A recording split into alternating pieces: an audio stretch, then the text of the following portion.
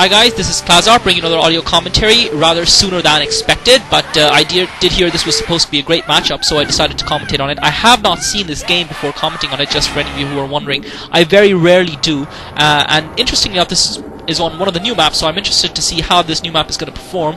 And the map is Katrina, and I think some of us might remark that that might be a rather strange choice of name for a new map, and I'm not sure what the Korean designers had in mind when they went for it. I guess they must have been smoking something, but it certainly is an eccentric choice to say the least. Anyway, I'm looking forward to this matchup because we've got some good players here. We've got the newest recruit for Team Air Force ACE, and that is Oversky. And if you guys were watching the MSL last season and have seen some of my commentaries, you would have probably seen a game or two by this guy. And he brought innovation to the game. I know a lot of people laid the hate down on him, unfortunately, because of his innovative style of play, because of he tended to use a lot of 3-hatch Zergling cheese rush builds, and that seemed to annoy some people. I think it annoyed people more because he took down some of their favorite players using that build, such as Bisu, rather than because of the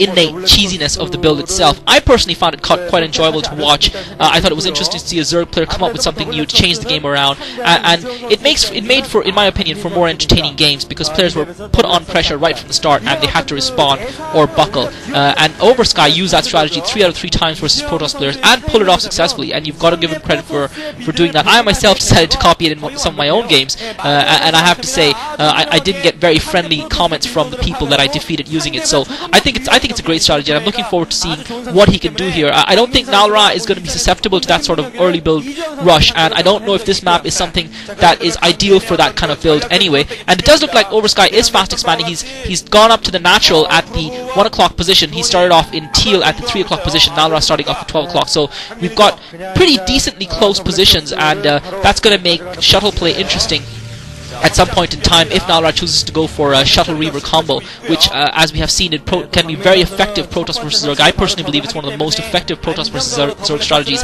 now that Bisu's Dark Templar rush has been figured out by Zerg players. Nalra choosing to fast expand as well. He's gone for the expansion at the 11 o'clock position, and interestingly enough, Oversky hides that drone. I don't think Nalra saw that drone going out from Oversky's base, and Oversky, I think, has hit that drone. He's gone for 1 hatchery into spawn pool, and that drone is circling around. I'm not sure if the purpose of that drone is just a scout or what exactly he's trying to do with that drone, but Nalra would have not seen that drone because that drone had the height advantage. So I'm not sure what Oversky is trying to pull off here.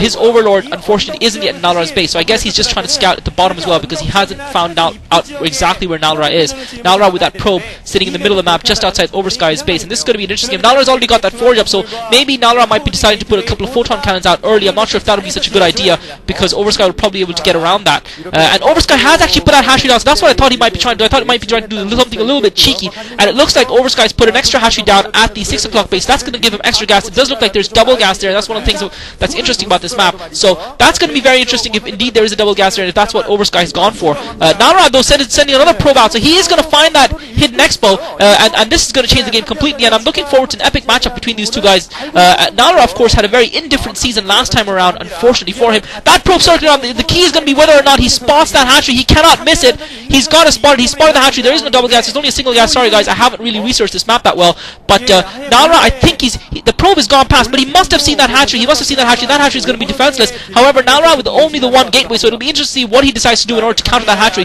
Oversky's got that spawning pool up. Nalra obviously had built a photon cannon in his base, so even though that hatchery has probably been spotted by Nalra, and looking at Nalra's view, it does look like he's seen that hatchery. Just looking at his mini-map there, I do think Nalra has seen that hatchery. So Nalra has spotted Oversky's expansion, and it'll be interesting to see what sort of response that brings out. Oversky obviously will have an extra gas with that expansion, and that's not going to be something that Nalra will be too happy about. That's not going to be something that Nalra will want to allow to take place. Nalra obviously having gone for the fast expand on his own. Nalra already starting up his cybernetics core, so it'll be interesting to see whether Nalra goes for Corsair Templar or whether he goes for Corsair Reaver, or what sort of strategy he pulls out. Definitely, Oversky, in my opinion, a little bit of a disadvantage because that hatchery's been scouted out fairly early. He still hasn't started teching yet. Okay, he has actually. So he started up his lair at the 1 o'clock base, so obviously choosing to go for that base because that would be more difficult for Nalra to scout. Nalra less likely to scout that base, obviously, would have to go through Oversky's main to actually get to it. Oversky now setting up the 2nd gas extractor, so that's going to help him tech very fast, and we have seen how dangerous a 3-gas Zerg can be on any map. A 3-gas Zerg can be an absolute nightmare. nightmare, be it for a Terran or a Protoss opponent, if they're able to get away. So Nalra will need to do something quickly here to harass Oversky. Definitely, one of the problems for Oversky is going to be defending his bases, because they are pretty much spread out, and Nalra with his roaming Corsairs, and possibly if I was him, I would go for Dark Templar if he wasn't planning to go for it already. Oversky now setting up that Hydralisk Den as well. So this is going to be interesting what sort of strategy. Oversky has been usually the innovator for Zerg players. We've seen some interesting strategies from him, and the one thing we didn't see from him last season is a long, tense matchup with an opponent, and it'll be interesting to see if it turns out to be that way here. Nalra has sent that Zealot down to that base in the south at the 6 o'clock position. So Nalra has sent the Zealot down, and this is going to be interesting to see what Oversky can do to defend. Oversky obviously does have production from those 3 hatcheries, and he's sending some Zerglings down to counter. Nalra, unfortunately, again, with only the single Zealot, trying to harm Oversky's economy. He's managed to kill off 2 drones already, so that's fruitful already for Nalra. He's killed off 2 of the drones there, and forced Oversky to move them away. He's sending some Zerglings down to re-secure that expansion. But again, if Nalra sends a Corsair down, takes out the Overlord that's there, and he's following up with Dark Templar, I think it'd be very difficult for Oversky to successfully defend that expansion that he's gone for. And the fact that Nalra spotted it early, that's what I would have gone for if I was Nalra. He's got that Corsair out. I have not seen his further tech yet. He has got that Cybernetics core up. It'll be interesting to see what he got. He's got the Stargate up, he's got the Corsair down. So it'll be interesting what other strategy he goes for. Obviously, Oversky has accounted for that, and he is producing Hydralisk now, but he doesn't have enough right at this point in time, so that, and also he would have to be fairly spread out. This is the problem with Oversky, because he's got 3 hatcheries to protect. They're fairly spread out. None of them are close by, and that is one of the disadvantages, it would seem, of this map in the way that the bases are spread out. And Nalra has got the Templar Archive, so that's exactly what Nalra's gone for. You see the Citadel of Nevada and the Templar Archive, so I would expect Dark Templar to be popping out very soon. Oversky obviously has got the Hydralisk Den to try and counter exactly that combo, the Corsair Templar combo. But the problem for Oversky is going to be that he's only going to have a limited number of Hydralisks to start out with, and if Nalra can pick up a few of these Overlords, that's going to slow down his production as well, and that might just very well give him the edge he needs to get those Dark Templar down and into that other base. And now a little bit careless there, that Corsair flying right over the Hydralisk, taking some damage from it. Nalra, Oversky now setting up a creep colony at a 6 o'clock expansion. I would suspect the purpose of that colony would probably be to set up a sunken to help him defend, but again, he is going to find himself a little bit stretched, and Nalra, again, his own economy is unharassed. Nalra has gone for High Templar first. This might be a critical error by Nalra here. I felt he had a window of opportunity with the Dark Templar, but he has gone for High Templar, and Oversky cleverly has got that Overlord not right on top of that hatchery, and I'm not sure if that's on purpose or if that's a bit of careless from him. It might be a clever trick to keep it from getting scouted by the Corsairs and getting taken out, because obviously it would be difficult for Oversky to replace it. And Oversky now with the Evolution Chamber, he did go for a creep colony, so he's now putting up an Evolution Chamber, which will allow him obviously to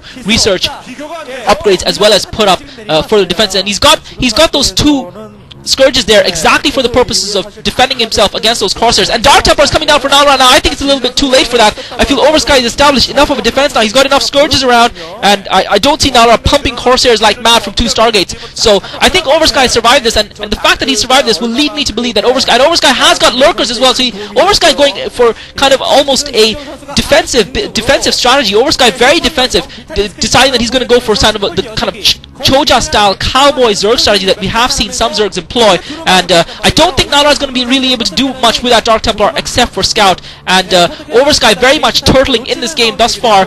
Nalra has got those 3 Corsairs, but Oversky has more than enough Scourge to cope with it, and Oversky sending his Scourge in from the south. That might be a mistake, because that Dark Templar has seen those Scourges. Dark Templar giving Nalra the advantage of scouting, giving Nalra the advantage of vision, giving him position on the map. But Nalra needs to do something here, because otherwise Oversky is going to be all over the map. He's got an expansion building now at the 5 o'clock base as well, and that's going to be very bad for Nalra if Oversky can get that up and running, because that's going to give him 4 gas obviously, and it's going to put Oversky in a dominant position. Nalra with only the 2 expansions, and Nalra seems content for now to let Oversky have those bases. We need Nalra to put some sort of knockout punch here early on to change the game, otherwise he's going to be in trouble. And looks like Nalra now might be deciding to go for that base, and really he's done very little damage. One of the Corsairs get taken out. The Corsairs now are going after those Overlords. I don't think he's really going to be able to take both of them out in time. If he does, obviously that Dark Templar will be able to get in and wreak some havoc. One of the Overlords is going to die, and this is one of the things that I did point out earlier in the spread of the map. The last Overlord now is coming under fire. I'm not sure if it's going to survive. The Scourges arrive just in time. One of the Corsairs gets taken out. The second Corsair also gets taken out. Nalra loses all 3 of his Corsairs, and the Overlord survives by the skin of his teeth.